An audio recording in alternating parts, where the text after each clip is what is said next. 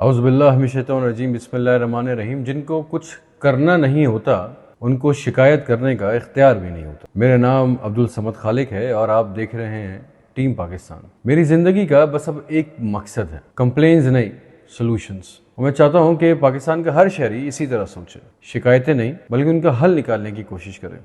I want to see and make my country successful and a safer stronger place to live in. बस अपने मुल्क के लोगों को खुशहाल बनाना है, उनको खुश देखना है, और ये सीरीज़ भी उसी की एक कोशिश है। दोस्तों, पाकिस्तान के मसाइल इतने ज़्यादा नहीं है, बस कोई हल करना नहीं चाहता, और ये बात हमें सालों से पता है। सबके अपने अपने मफाद हैं। खुद सोचो यार, जब कोई करोड़ों रुपए दे के किसी एक सीट पे आके बैठेगा और उसके पास वक्त भी साल 2 साल का होगा, तो उसकी पहली प्रायोरिटी क्या होगी कि वो हमारे मसाइल हल करे या अपने दिए हुए पैसे पूरे करें? उसकी प्रायोरिटी बहुत ऑब्वियस है। टीम पाकिस्तान एक मकसद का नाम है, एक अहद का नाम है, एक वादे का नाम है। ये सीरीज पाकिस्तान के हर मसले का हल है। हम यहाँ टिपिकल खबरें नहीं सुनाएंगे, ना आप यहाँ खबरें सुनने आएंगे। हम पाकिस्तान के जो रियल इश्यूज हैं उनको आइडेंटिफाई करेंगे और उनका सलूशन देंगे। आप ऐसे समझ लें कि ये सीरीज एक हैंडबुक है डिसीजन मेकर्स के लिए, लॉ मेकर्स के लिए, साहिब इख्तिदार के लिए और साहिब इख्तियार के लिए, और सबसे बढ़ के अवाम के लिए। कोई भी इशू हो, इकोनॉमिकल हो, एजुकेशनल हो, health, media, communication, social media, tax, डेप्ट, मोरल, हम कोशिश करेंगे हर मसले को कवर करें और उसका बेस्ट सोल्यूशन आपके साथ शेयर करें। हमें शिकायतें नहीं करनी, हमें सोल्यूशंस देने। कोई भी इशू नजर आए, ये सीरीज उठाएं और मसले का हल हाजिर है। बस नीयत होनी चाहिए यार। कोई भी इशू जो है ऐसा नहीं है जो हल नहीं हो सकता। करना चाहें तो हर मसला हल हो सकता है। I am a nationalist, I am a policy reformer and a think tank. मैं एक सच्चा पाकिस्तानी हूँ, यहीं पैदा हुआ हूँ, यहीं पला बड़ा हूँ, और मुझे ऐसा लगता है इस सोसाइटी में पल बढ़ के, यहीं से सीख के कि छोटे छोटे लॉज, छोटे छोटे पॉलिसी रिफॉर्म्स बहुत बड़े बड़े इम्पैक्ट ला सकते हैं, पाकिस्तान की तकदीर बदल सकती है। बस हमारी नीयत होनी चाहिए और सही जगह पे, सही टारगेट पे सही काम होना चाहिए। बड़े बड़े मसाइल का हल छोटे छोटे पॉलिसी रिफॉर्म्स में छुपा होता है। हजारों बच्चियां घरों में बैठी हैं। कितना बड़ा सोसाइटी का प्रॉब्लम है कि उनकी शादियां नहीं होती क्योंकि उनके पास जहेज के पैसे नहीं है। वो बूढ़ी हो जाती।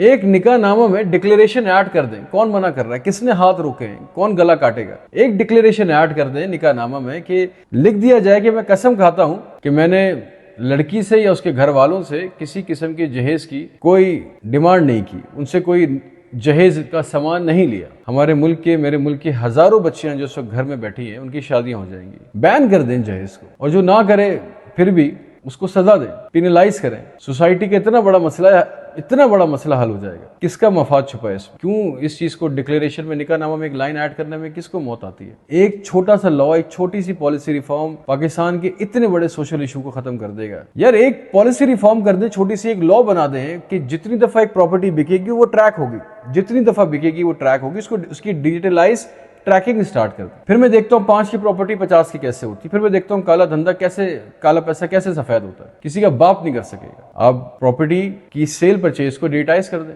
ट्रैक कर लें कि पहले किसने खरीदी, दूसरी बार किसने खरीदी, तीसरी बार किसने खरीदी, किसने बेची और कितने की बेची। पता लग जाएगा कि कौन सट्टा कर रहा है प्रॉपर्टी में, कौन प्रॉपर्टी में बलून मुनाफे कमा रहा है। एक छोटी सी पॉलिसी रिफॉर्म। आरती को कमजोर कर दें, डिजिटाइज मंडी बना दें, किसान को ताकतवर करें। देखें, फसलें ग्रो करेंगी। आपके घरों में, मेरे घरों में, हम सबके घरों में सस्ती सब्जी आएगी, सब सस्ता ताजा फल आएगा। लेकिन बीच में ये आरती, अच्छा सबको पता है कि आरती प्रॉब्लम, मुझे भी पता है, आपको भी पता है कि आरती प्रॉब्लम, लेकिन उसको हल कोई क्यों नहीं करना चाहता? एक छोटा सा लॉ बनाए, मंडियों को डिजिटाइज करें, किसान से लेके मंडी तक का सफर आसान कर दें। एक पॉलिसी बनाने में, एक लॉ बनाने में क्या मसला है? जैसे पहले कॉलेजेस में, स्कूल्स में एनसीसी की ट्रेनिंग होती थी, उसको लाजमी करें। दुनिया इस वक्त जंगों से गुजर रही है, हमारे बच्चों को पता होना चाहिए हाउ टू ट्रेन योरसेल्फ। दुनिया के हर मुल्क में आर्मी ट्रेनिंग एजुकेशन के साथ लाजमी है। ईरान हो, रशिया हो, इसराइल हो, पाकिस्तान में क्या मसला है? आप एनसीसी की ट्रेनिंग को लाजमी करें, उसको स्कोर में डालें। बच्चे फिजिकली होंगे, हेल्दी होंगे, दे लव फॉर द कंट्री, इसमें बढ़ेगा। इसमें क्या मसला है कि आपने करिकुलम में मैंडेटरी कर दें, बच्चों को पब्लिक एडमिनिस्ट्रेशन सिखाई जाएगी, लोगों से मिलना, उनसे बातचीत करना, लोगों को डील करने की स्किल सिखाई जाएंगी। कब तक हम ये थ्योरम पढ़ाएंगे और इरेलेवेंट चीजें पढ़ाएंगे? मैंने जो थ्योरम पढ़े थे, आप मुझे बताएं कि दोबारा हमने कहाँ इस्तेमाल किया? नहीं किए। बच्चों को फ्यूचरिस्टिक चीजें पढ़ाएं। एनसीसी ट्रेनिंग्स को फिजिकल ट्रेनिंग्स को उनका हिस्सा बनाए एजुकेशन का, उनकी करिकुलम का। कौन रोक रहा है ये छोटी छोटी पॉलिसी रिफॉर्म से? किसका एडवांटेज छुपा है इन सब चीजों के अंदर? खुदा जानता है। एक पॉलिसी बना लें, एक लॉ बना लें, कौन रोक रहा है इस पॉलिसी बनाने से, इस लॉ को पास करने से कि अननेसेसरी इंपोर्ट्स को बैन करना है? किसने रोका है मुझे बताएं। कब तक हम कुत्ते बिल्लियों के खाने इंपोर्ट करेंगे? यार इसको बैन कर दें, पाकिस्तान में बनाए, 10 गुना अच्छे बनेंगे। 8-8 हजार रुपए की चॉकलेट इंपोर्ट कर रहे हैं, क्यों भाई पाकिस्तान में बनाए? इतनी जरूरी है लग्जरी आइटम्स को बैन कर दें। पाकिस्तान के इंपोर्ट के ऊपर इतना वजन, इतना दबाव है, तो उसको बैन क्यों नहीं करते? God knows. और क्यों, किसको मुनाफा हो रहा है? सवाल यह है कि ये मालूम करना है कि ये मुनाफा किसको हो रहा है, ये क्यों नहीं बैन किया जाता लग्जरी आइटम? हमारे पूरे मुल्क में, पूरे पाकिस्तान में एक कांस्टेंट मसला है गंदगी का। सफाई नहीं होती, गंदगी है, गंदगी। एक लॉ पास कर दें यार, एक पॉलिसी बना दो कि हर घर के सामने और हर दुकान के सामने की जिम्मेदारी उस घर में रहने वाले और उस दुकानदार की जिम्मेदारी उसको साफ करना है। पूरे पाकिस्तान की 80% गंदगी का मसला हल हो जाएगा। एक लॉ बना दें, एक पॉलिसी बना दें। ये हमारा दीनी फरीजा भी है, इखलाकी भी हमारी जिम्मेदारी बनती है कि अपने घरों को, अपने घरों के सामने की जगह को, दुकानों को, दुकानों के सामने की जगह को हमने साफ करना है। इतना बड़ा मसला है सफाई का, वो रिजॉल्व हो जाएगा। लेकिन ये पॉलिसी बनाने में किसकी नीयत नहीं है? कौन चाहता है कि पाकिस्तान ऐसे ही रहे? किसका इंटरेस्ट है इस चीज के अंदर कि पाकिस्तान में गंदगी और उसका मसला बना रहे, उसके ऊपर सियासत होती रहे? किसी न किसी का तो इंटरेस्ट है ना इस पे।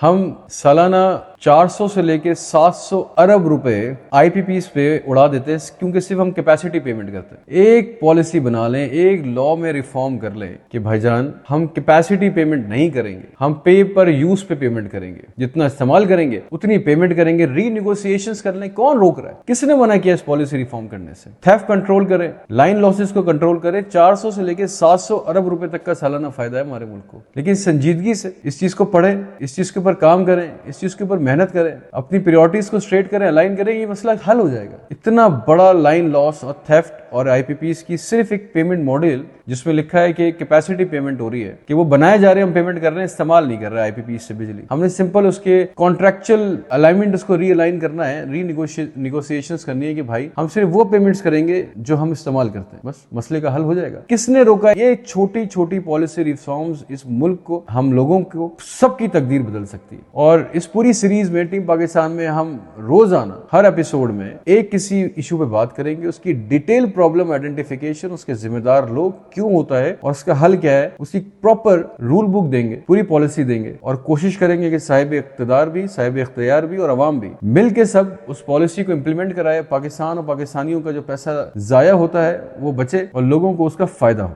दुनिया के अंदर जो मसाइल आने वाले हैं उसमें सबसे बड़ा मसला तो एनर्जी है। एनर्जी क्राइसिस अभी हमने देख लिया कि जब ईरान और अमेरिका के दरमियान झड़प हुई, जंग हुई, तो सबसे बड़ा प्रॉब्लम क्या था? Energy, petrol, fuel. भाई ई-बाइक्स के प्लांट्स लगाए पाकिस्तान के अंदर, अपनी लोकल मैन्युफैक्चरिंग करें ई-बाइक्स की, सोलराइजेशन को मैंडेटरी करें, घरों में, ऑफिसेज में, सरकारी दफातर के अंदर मोशन सेंसर लाइट्स लगा दें, पूरी दुनिया में लगी है, मैंडेटरी कर दें। आप इतनी बड़ी सेविंग करेंगे, बिलियंस ऑफ रुपीस की सेविंग करेंगे सालाना, खाली इस छोटी सी पॉलिसी रिफॉर्म से। हम क्यों नहीं करते? अगेन मेरा सवाल यही है कि इससे किसको फायदा है, कौन इससे बेनिफिट उठा रहा है और ये हम क्यों नहीं कर रहे? राइट टू नो की पॉलिसी डालो। मेरे घर के सामने की सड़क बने और सही ना बने, टूटी हुई हो, तो मेरे पास ऑनलाइन पूरा रिकॉर्ड है कि लाइन ये किसने बनाई, किसने ठेका दिया, कितने का ठेका दिया। मैं डायरेक्ट उस कॉन्ट्रैक्टर को, दुनिया भर में ये होता है, USA के अंदर राइट टू नो की पॉलिसी है, हमें भी दे दे। मैं अपने घर के सामने की टूटी हुई सड़क के लिए डायरेक्ट ठेकेदार को फोन करके अपने घर के सामने बुला सकता हूं, क्योंकि मैंने सर्विस के लिए पैसे दिए उसको। आप इस छोटी से पॉलिसी रिफॉर्म से इतने बड़े मसले को हल कर दे, एक्सपोज करें उन लोगों को जिन्होंने ठेके में डंडी मारी है। या तो देने वाले ने डंडी मारी है, ये बनाने वाले ने मारी है। किसका खौफ है? ये पॉलिसी रिफॉर्म्स हमारे मुल्क की तकदीर बदलेंगे। ये पॉलिसी रिफॉर्म्स, ये लॉज हमारे मुल्क के अंदर होने वाले हर छोटे बड़े मसले को हल कर देंगे।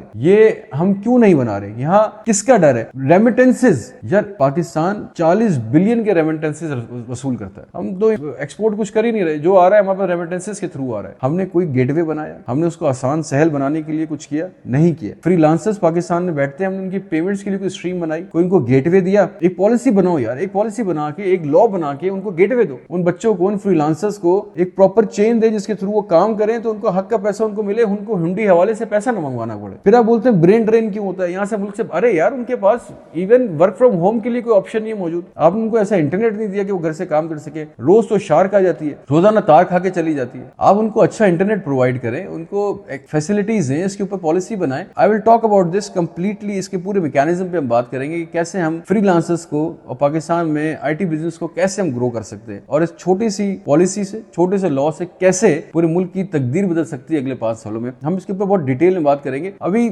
मैं इन जनरली बात कर रहा हूं कि हम क्यों नहीं करते। हमें बस डॉलर बाहर से आ रहे हैं, हमने रेमिटेंसेस के लिए कौन से गेटवे बनाए बताएं? बस नीयत नहीं है, पाकिस्तान से, पाकिस्तान की आवाम से मोहब्बत नहीं है। दोस्तों वो मोहब्बत हमें, वो मोहब्बत आप में, हमने मिलके करना है। हमने ये पॉलिसीज, हमने ये लॉज हमने इंप्लीमेंट कराने। टीम पाकिस्तान हर इशू को आइडेंटिफाई करेगी और उसके टेक्निकल, ब्यूरोक्रेटिकल, प्रैक्टिकल सॉल्यूशंस देगी और हर प्रॉब्लम का सलूशन एक हैंडबुक की तरह इस सीरीज में होने के बावजूद अगर हल नहीं हुआ ना, तो फिर साफ जाहिर है कि नीयत नहीं है, फिर साफ जाहिर है कि किसी और का मफाद है, साफ जाहिर है कि इस मसले को जारी रख के कोई इससे कमा रहा है, कोई अपने मकासद पूरे कर रहा है। तो फिर इसकी इंप्लीमेंटेशन आप कराएंगे, फिर इसकी इंप्लीमेंटेशन हम कराएंगे। हम मिलके ये मेक श्योर करेंगे कि ये छोटे छोटे पॉलिसी रिफॉर्म्स, ये लॉज पाकिस्तान में इंप्लीमेंट हो और इससे पाकिस्तान तरक्की करे। Guys, the story starts here only and sky is the limit. Pakistan इन छोटे छोटे मसलों के लिए नहीं बना था भाई। पाकिस्तान को जिन्होंने इस दुनिया को लीड करने के लिए बनाया था। टीम पाकिस्तान और आप और हम सब मिलके